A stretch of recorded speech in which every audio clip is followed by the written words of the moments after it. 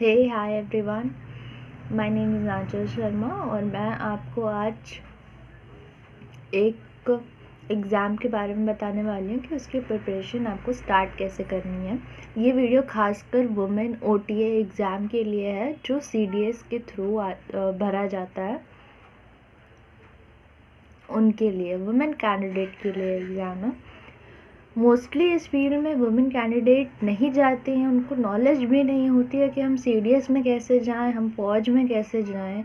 और बहुत सारी ऐसी कैंडिडेट हैं जो फ़ौज में जाना चाहती हैं पर उन्हें रास्ते नहीं पता होते हैं कि हम जाएं कैसे। तो ये वीडियो उनके लिए है कि हम जाएं कैसे और वो रास्ता कैसे बनाएं। तो आपका ये रास्ता मैं थोड़ा आसान कर देती हूँ। जो वुमेन कैंडिडेट सीडीएस में जाकर फ़ौज में भर्ती होना चाहते हैं उनके लिए ये मौका है। फॉर्म आ चुके हैं, अप्लाई कर दीजिए, सीडीएस की तैयारी करना शुरू कर दीजिए। CDS combined defence service OTA officer training academy में वुमेन कैंडिडेट का सिलेक्शन होता है। एज लिमिट होती है हमारी 25 साल तक यह फॉर्म भरा जा सकता है और इसमें हम लोगों को रिटन एग्ज़ाम क्वालिफाई करना होगा, उसके बाद एसएसबी होगी। तो रिटन एग्ज़ाम के लिए हमें 2 एग्ज़ाम क्वालिफाई करने होंगे, एक इंग्लिश और जनरल नॉलेज। ठीक है, तो इंग्लिश का एग्ज़ाम जो है वो कैसे आपको प्रिपेयर करना है और जनरल नॉलेज कैसे प्रिपेयर करना है वो मैं आपको बताऊँगी। तो क्या करना है आपको, सबसे पहले जो बेसिक चीज़ होती है किसी भी एग्ज़ाम में, उसका सिलेबस देखें कि इंग्लिश में क्या क्या आना है, जनरल नॉलेज में कौन कौन से टॉपिक्स वो कवर कर रहा है। सबसे पहले आप सीडीएस का सिलेबस देखें, ठीक है। वो सिलेबस उठा के रख लें अपने पास कि ये टॉपिक हमें पढ़ने हैं, ठीक। अब आती है बात कि किस टॉपिक से क्वेश्चन आ रहे हैं। सबसे इम्पोर्टेंट चीज़ है ये कि किस टॉपिक से क्वेश्चन आते हैं ज़्यादातर। तो उसके लिए आपको हेल्प करेगा प्रीवियस ईयर पेपर। मार्केट में जाएं, अरिहंत की एक बुक आती है, 280 प्राइस है उसका, वो लेके आए। उसमें क्वेश्चंस हैं, आप वो क्वेश्चंस बनाएं। सबसे पहले इंग्लिश के क्वेश्चंस स्टार्ट करें, ठीक है। आप अपना लेवल चेक करें कि आपको इंग्लिश में कहाँ तक का आपका लेवल, आप कहाँ तक के क्वेश्चन सही कर पा रहे हैं, ठीक है।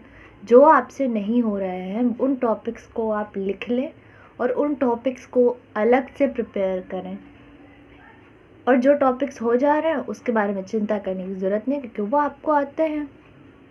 अब आते हैं इंग्लिश में एंटोनियम्स और सिनोनियम्स जो आते हैं वो कैसे करें। तो उसके लिए परेशान मत होए कि आप एंटोनियम्स और सिनोनियम्स के पीछे पड़ गए। अब आपको कोई एंटोनियम सिनोनियम आ नहीं रहा है तो आप वही रटने लग गए, सारे के सारे रट डालेंगे। कितने रट पाओगे आप भाई, वो तो आपके सामने अचानक से कोई भी एंटोनियम सिनोनियम आ सकता है, दुनिया जहाँ का कहीं से भी दे देंगे। वो क्या पता वही नहीं आता होगा आपको, आप वही पढ़ना भूल गए होंगे और आ गया वो पेपर में, तो क्या करोगे। तो इसके पीछे ना पड़े आप।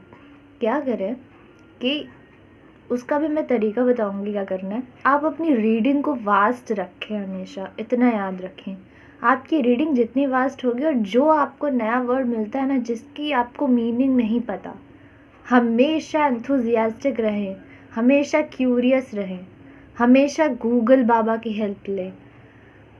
जब भी कोई वर्ड ऐसा मिले जिसकी मीनिंग आपको नहीं पता, तुरंत आप गूगल पे सर्च करें, उसके 3-4 वर्ड तो आपको ऐसे ही दिख जाएंगे। जब आप ये हैबिट अपना लोगे तो बहुत आसान हो जाता है एंटोनियम्स और सिनोनियम्स करना पेपर वाले। एक लक भी फिर हमारा साथ देता है। तो ये टेक्निक आप अपनाएं, ठीक है। और उसके बाद फिर आते हैं जनरल नॉलेज वाले पार्ट पे। आप अपनी एक हैबिट बना लो कि आपको द हिंदू या फिर द इंडियन एक्सप्रेस में से कोई एक न्यूज़पेपर डेली पढ़ना है। पहले आपको प्रॉब्लम होगी, 1 महीने होगी, 2 महीने होगी, बाउंस करेगा पेपर, लेकिन उसके बाद आपको आदत हो जाएगी, फिर आप धीरे धीरे पढ़ने लगोगे। सिलेबस के अकॉर्डिंग पेपर को पढ़ना, जो सिलेबस में है टॉपिक्स उसी के अकॉर्डिंग पेपर पढ़ना, ठीक है। और ये रहा, और उसमें भी वर्ड्स आएंगे, उसमें भी जो वर्ड ना समझ में आए ना उन्हीं वर्ड्स को सर्च करना। बहुत बहुत जल्दी आपकी इंग्लिश अच्छी हो जाएगी और आपको पता भी नहीं चलेगा कि आपकी इंग्लिश अच्छी हो गई। फिर आप जब वो पेपर सॉल्व करोगे ना इंग्लिश वाला, फिर देखना आप कि कैसे आप कर रहे हो और आपकी अंडरस्टैंडिंग कितनी अच्छी हो गई है, क्योंकि इंग्लिश के पेपर में भी वो अंडरस्टैंडिंग मांगते हैं। तो आपको अपनी अंडरस्टैंडिंग डीप रखनी है, ठीक। उसके बाद आते हैं जो स्टैटिक पोर्शन है, उसमें पॉलिटी, ज्योग्राफी और economics, history, art and culture, ये सब आता है। तो इसके लिए ना आपको स्टैटिक पढ़ना पड़ेगा। तो पॉलिटी में लक्ष्मीकांत आप पढ़ लें। लक्ष्मीकांत बाइबल है, मोटी सी किताब है, लेकिन एक बार पढ़ोगे बाउंस करेगी, दोबारा पढ़ोगे तो थोड़ा समझ में आएगा, दोबारा पढ़ोगे सब समझ में आएगा।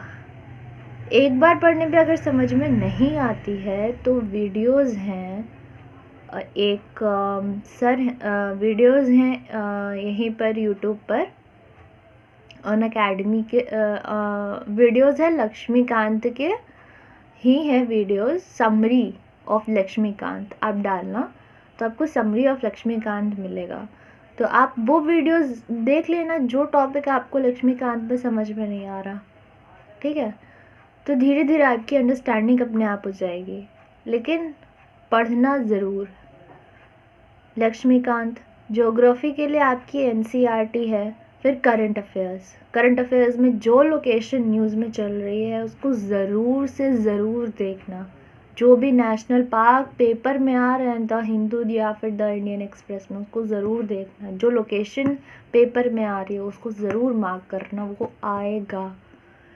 और इकोनॉमिक्स में आते हैं तो जो करंट अफेयर्स में चल रहे हैं चीज़ें, वो सारी चीज़ें पूछी जा सकती हैं। और जो पुराना स्टैटिक पोर्शन है तो उसमें एनसीईआरटीज़। और हिस्ट्री में अगर आप स्पेक्ट्रम पढ़ लो मॉडर्न हिस्ट्री के लिए, और फिर एंशिएंट वगैरह के लिए भी अगर आप एनसीईआरटी जाओ तो भी सही है। और फिर आते हैं करंट अफेयर्स आते हैं इसमें, करंट अफेयर्स आते हैं और करंट अफेयर्स आपको पढ़ने हैं। और करंट अफेयर्स किस पोर्शन से ज़्यादा आ रहा है ये भी आपको देखना है। तो ये भी मैं नहीं बताऊंगी, ये आपको प्रीवियस ईयर पेपर्स में से देखने हैं, चेक करना है। उसके बाद आपको खुद एनालाइज करना है कि कौन से पोर्शन से करंट अफेयर्स ज़्यादा आ रहा है और उसी पोर्शन से आपको करना है, ठीक है। तो ऐसे आपको अपनी तैयारी करनी है। और भी कोई डाउट हो तो नीचे वीडियो के नीचे कमेंट बॉक्स में आप लिख दो, मैं आपके सारे डाउट्स क्लियर करूँगी। और कोई भी डाउट हो तो मुझे बताएं। प्लीज़ चैनल को लाइक और सब्सक्राइब ज़रूर करें। Thank you very much.